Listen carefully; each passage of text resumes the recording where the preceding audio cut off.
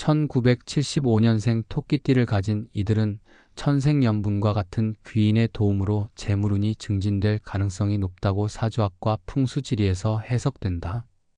토끼띠의 부드럽고 온순한 성격은 오랜 세월 동안 쌓아온 인연과 경험으로 인해 재물운이 깃드는 귀인을 자연스럽게 끌어들이는 매력을 지니고 있다.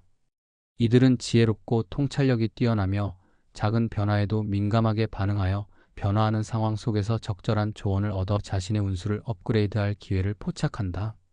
사주의 오행에서는 목과 토의 기운이 조화를 이루어 재물에 관한 기운이 커지도록 돕는데, 이는 자신에게 다가오는 귀인의 에너지가 단순히 우연이나 행운이 아니라 오랜 인연과 정통 사상의 집대성이며 자연과 우주의 이치에 따라 운명이 정해진 결과라고 해석된다.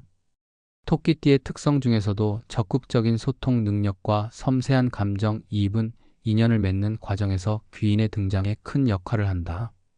1975년생 토끼띠는 세밀한 주의력과 친화력을 바탕으로 서로 다른 사람들 사이에서 중재자의 역할을 하며 각계각층의 사람들로부터 신뢰와 존경을 받는다.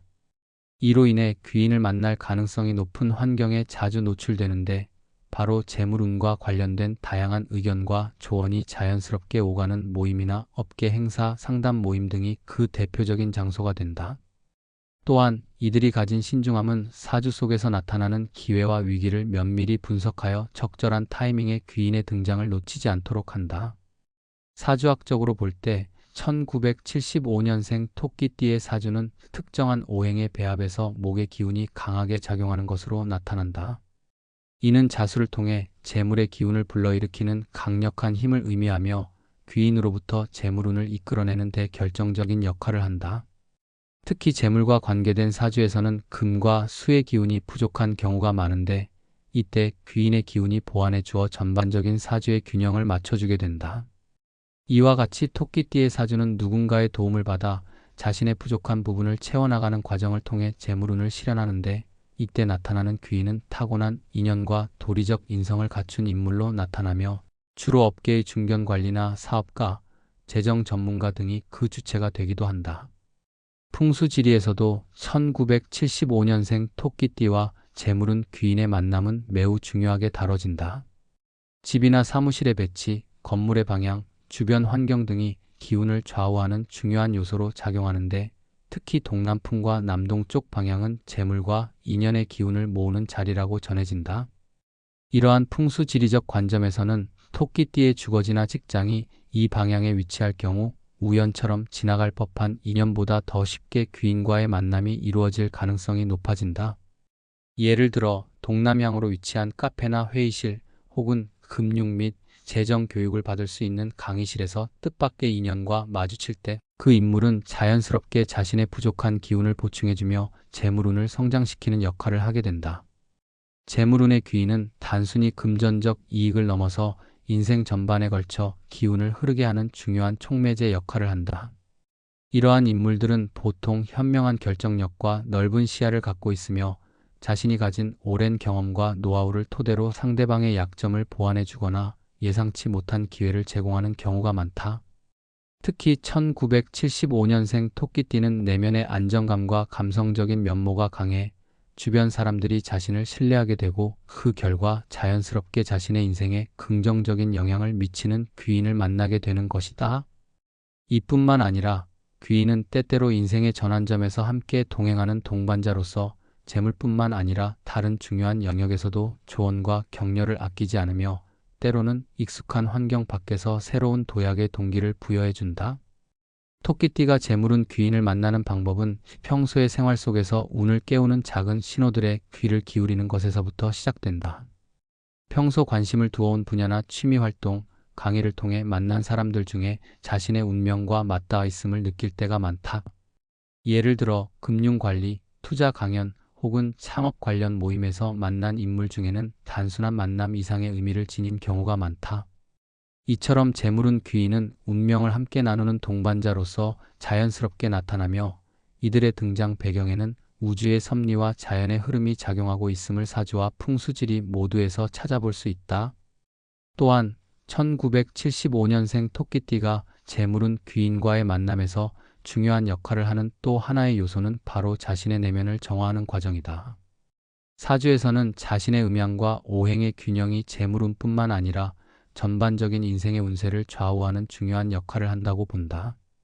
자신의 사주에서 부족한 부분을 보완하기 위해 꾸준한 자기개발과 내면 정화를 실천하면 자연스럽게 긍정적인 에너지가 증폭되어 귀인의 기운을 더욱 강하게 끌어당길 수 있다. 이 과정은 명상, 기공 또는 정기적인 상담이나 연구를 통해 이루어지며 자신의 부족함을 채우는 동시에 외부에서 오는 귀중한 인연도 더욱 선명하게 보이도록 도와준다. 풍수지리적 측면에서는 생활 공간의 정돈과 함께 자연과의 조화를 이루는 것이 중요하다. 특히 집안 곳곳에 배치된 소품이나 인테리어, 가구의 위치 등이 기운의 흐름에 큰 영향을 미치는데 이를 통해 재물운을 상징하는 에너지를 극대화할 수 있다. 예를 들어 현관문 근처나 거실의 특정 위치에 재물운을 상징하는 물품을 배치하는 경우 우연히 지나가는 사람이 그 기운에 이끌려 귀인의 역할을 맡게 될 수도 있다.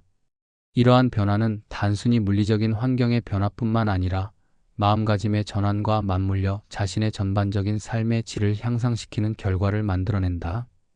실제 삶의 여러 사례를 살펴보면 1975년생 토끼띠를 가진 사람들은 자신도 모르게 적재적소에서 귀인을 만나 재정적 및 정신적 안정을 취한 경험이 많다.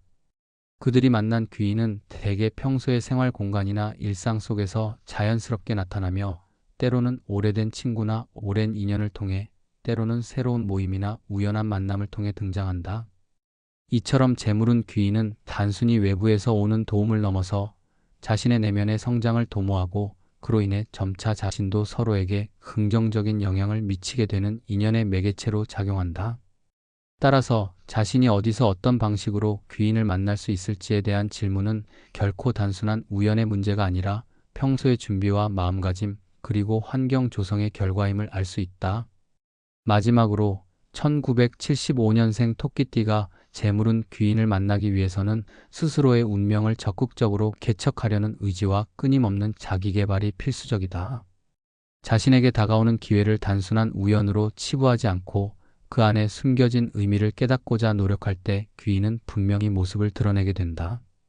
사주나 풍수지리 모두 운명의 섭리를 따르는 학문인 만큼 자신의 장점을 극대화하고 부족한 기운을 보완하는 한편 주변 환경을 세심하게 관찰하며 조화를 이루는 삶을 살 때 재물운 귀인의 등장 여부는 그 어느 때보다도 확실해진다.